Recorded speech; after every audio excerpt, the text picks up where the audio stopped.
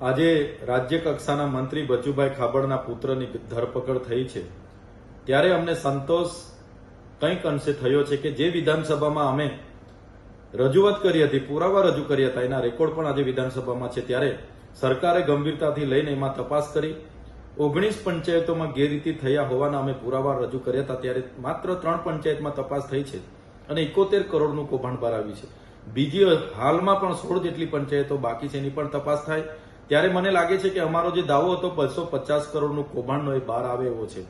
સાથે સાથે એમના પુત્રની જે એજન્સીઓ, એમના લાગતા વળગતાઓની એજન્સીઓ છે, તમામ લોકોની આમાં ધરપકડ થાય. મંત્રી શ્રી બચુભાઈ ખાબડ પણ પોતાના બંધારણીય પદ પરથી રાજીનામું આપે એવી અમે માગણી કરીએ છીએ. સાથે સાથે બચુભાઈ ખાબડ નર્મદા જિલ્લાના પ્રભારી હતા ત્યારે પોતે પોતાની લાગતા વળગતાની એજન્સી જલારામ એન્ટરપ્રાઇઝ અહીંયા લાવીને એમણે 3 વર્ષમાં 400 કરોડના પેમેન્ટ એમણે લીધા છે. એ કામોની પણ વિજિલન્સ તપાસ કરવામાં આવે તો બચુભાઈ ખાબડની સીધી સોડવણી એમાં પણ બહાર આવે એવી છે. ત્યારે 100 માનવ દિન બિનકૃષક શ્રમિકોને રોજગાર આપવાની જે આ કેન્દ્ર સરકારની યોજના છે, આવા જ મંત્રીઓ, એમના મળતિયા, એમના પરિવારને લાગતા વળગતા લોકોના લીધે સમગ્ર ટ્રાયબલ વિસ્તારમાં હજારો કરોડના કૌભાંડો કરવામાં આવ્યા છે. એમાં એમના મોટા ગજાના નેતાઓ, સંગઠનના માણસો અને એમની એજન્સીઓની આમાં ખૂબ મહત્વની ભૂમિકાઓ છે.